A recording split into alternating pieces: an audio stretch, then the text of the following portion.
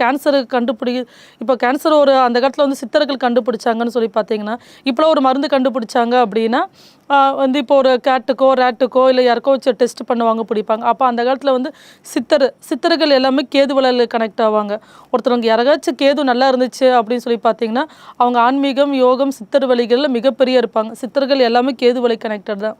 அதாவது கேது திசை நல்லா இல்லாதவங்களுக்கு மட்டும்தான் பாதிப்பை வேறு லெவலில் காட்டும். இதே ஓரளவுக்கு கேது கொடுப்பன திசையில் இருந்துச்சு, நல்லபடியாக இருந்துச்சு அப்படின்னா திடீர் மாற்றம்னு சொல்லுவாங்க. இதுக்கு முன்னாடி நடந்த திசையில் பார்த்தீங்கன்னா, அவங்கள மாதிரி ஒரு எப்படி சொல்கிறது, ப்ளே பாய்ஸோ அந்த மாதிரிலாம் யாரும் இருக்க மாட்டாங்க. அப்போ அருணகிரிநாதர் மாதிரி ஒரு ப்ளே பாய் உலகத்தில் யாருமே இல்லை.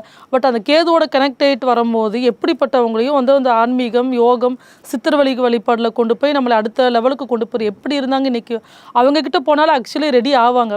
இப்போது வந்து நித்யானந்தமாகட்டும், ஜக்கி வாசுதேவன் ஆகட்டும், நிறைய ஏன் அவங்கக்கிட்ட ஒவ்வொருத்தவங்ககிட்ட போனால் இப்போ ஜோசியமே நீங்கள் பார்க்க போகிறீங்க. உங்களை போய் பார்த்தா ஒருத்தவங்ககிட்ட பழிக்கணும்னா லக்னத்தில் குரு கேது இருக்கணும், இல்லாட்டினா லக்னத்தில் கேது இருக்கணும். அது ஒரு அமைப்பில் நம்மளும் இருக்கிறனால நம்மக்கிட்ட வரவங்களாம் பார்த்தீங்க அப்படின்னா, இது எல்லாத்துக்கிட்டையும் பார்த்துட்டோம், இது வரைக்கும் யாருக்கிட்டையுமே ரெக்கவர் ஆகலை, கடைசியாக உங்ககிட்ட வரோம் அப்படின்னு சொல்லிட்டு வந்தவங்க எனக்கும் கனெக்டடுன்ட்டு ஒன்று இருக்கும். நானும் பாஸ்ட் கர்மோட கனெக்டான திசையில் தான் இருக்கேன். ஸோ இந்த போன ஜென்மத்தில் இதுக்கு முன்னாடி நம்ம யார்கிட்டலாம் பண்ணாமோ ரெக்கவர் ஆனாங்களோ அவங்களே தான் வராங்க. ஏதோ ஒரு விஷயத்தில் அவங்ககிட்ட நான் கொஸ்டின் கேட்கும்போது எத்தனை பேர் வந்தாலும் ஏதோ ஒரு விஷயத்தில் நம்மகிட்ட அதை கனெக்ட் ஆகிருப்பாங்க சொல்லி செக் பண்ணும்போது அந்த பாஸ்ட் கர்மா தான் அப்படிங்கிறது.